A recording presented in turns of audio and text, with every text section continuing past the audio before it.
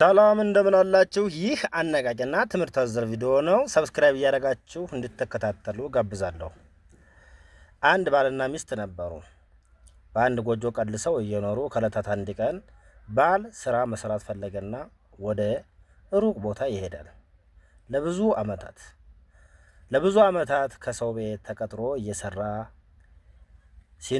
ሲኖር የሆነ ጊዜ ወደ ቤቱ ልጆቼ ባለቤቴ ናፈቀችኝ ብሎ ሊሄድ ይላል። ያ የሚያሰራውም ሰውዬ መሄዱን ስላልፈለገ ደሞዝ አልሰጠው ይላል። ሲጨቃጨቁ ይቆዩና የብዙ ዓመቱን ስራ ቆርጦ ትንሽ ብር ይሰጠዋል። ያችም 300 ብር ሰጥቶት ይሄዳል። እሱ የሰራው በጣም ብዙ ዓመት ነው። እየተበሳጨ እያዘነ ፈጣሪውንም እያማረረ ወደ መንገድ ይቀጥላል። መንገድ ላይ የሆነ ሽማግሌ ያገኘዋል። ልጅ ምን ሆነ ነው የምትበሳጨው? ይለዋል። ለብዙ ዓመት ሰራበት የነበርኩት ሰውዬ ደሞዜን አልሰጠኝ ብሎ 300 ብር ብቻ ሰጥቶ አባረረኝ ይለዋል። እንግዲያስ አንድ ምክር ልምከርህ፣ ተከፈልከኝ ይለዋል። ይህም ልጅ ይጓጓና በየዋህነቱ እሺ ምከረኝ እከፍላለሁ፣ 100 ብር ክፈለኝና አንድ ምክር ልምከርህ ይለዋል።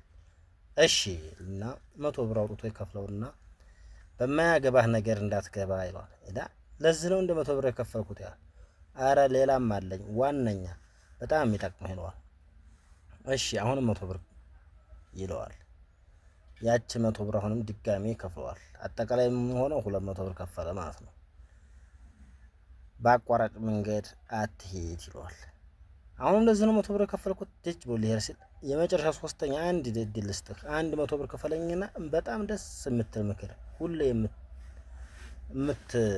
የማትቆጭባትን ነገር የምትሰራባትን ነገር ናትና በጣም ደስ የምትል ምክር ናት፣ 100 ብር ክፈለኝ ይለዋል። እሺ ምንድነው ይሉና ይከፍላል። አሁን ብሩን ጨርሶ 300 ብር ነበር ያ ሰው እየሰጠው 300 ብር ከፍሎ ጨረሰ ማለት ነው።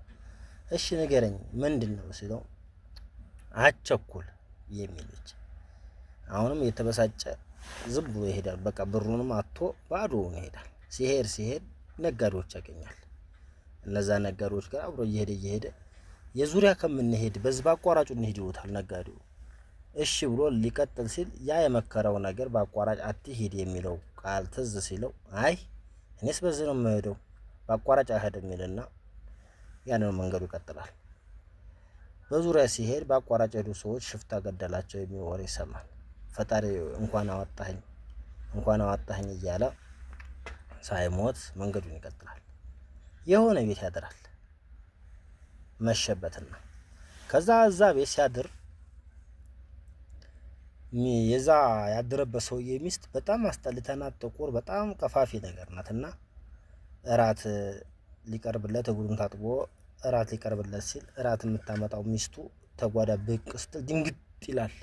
በጣም አስጠላያ ናት እና እንዴት አንተን ይመስል ጎበዝችን የምታስጠላ ቀፋፊ ሚስት አገባህ ሊል ሲል በማያገባ አትግባ ያለው ምክር ትዝ አለውና ኧረ ምን አገባው ብሎ ዝም ይላል።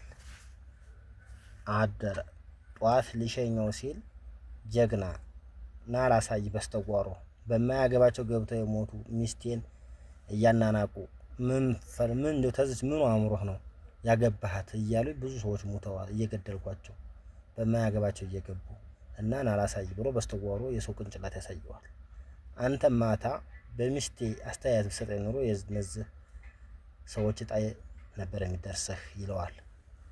አሁንም ለካ በማያገባት ትግባ ያለ ነገር ትክክል ነው ማለት ነው ብሎ ህይወቴን አተረፍኳት እያለ ይሄዳል። መንገዱን ቀጠለው ነው። ሲሄድ ቤቱ ይደርሳል። መሽቶ ይደርሳል። ከቤቱ ሲገባ ሚስቱ ከወንድ ልጅ ጋር እቅፍቅፍ ብላ ተኝታለች።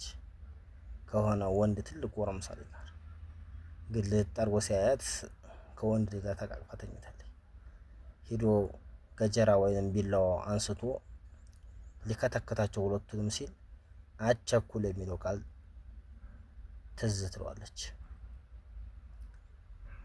ከዛ ቀስቅሶ ምንድነው ማን ነው ከወንድ ጋር ማገጭ በይወት ሲጠይቃት ኧረ ልጅ ነው አርጎ ነው ትለዋለች። የዚህን ጊዜ ደስ ይለዋል።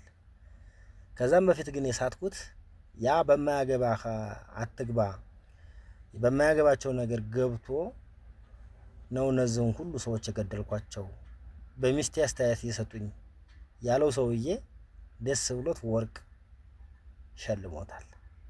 ወርቁን እንዳይወስድ ብልሃት ይነግረዋል። ሰዎች እንዲሸኙህ ተከበደህ ወርቄ ልጄ እያልክ ልጅ አስመስለህ የልጅህ ሬስ አስመስለህ ሂድ። ሽፍታም እንዳይቀማህ ሰውም እየተሸከመ እንዲሸኝህ ይለውና እንደዛ ብሎ ወደ ቤቱ ደርሶ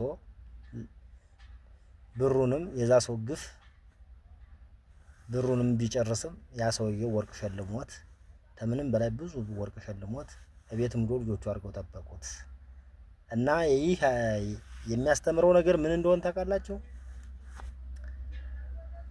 አለመቸኮልን፣ በማያገባችሁ አለመግባትን፣ በአቋራጭ መንገድ ሄዳችሁ እንደ ምሳሌ ነው። በመንገድ በአቋራጭ መንገድ ገንዘብን መፈለግ በሙሰኝነት ኃጢአትን በሚያስከትል ነገር በአቋራጭ ሄዳችሁ ገንዘብ ያመጣችሁት ነገር ገደል እንደሚከታችሁ ያስተምራል። ሰብስክራይብ ማድረጋችሁን አትርሱ። አመሰግናለሁ።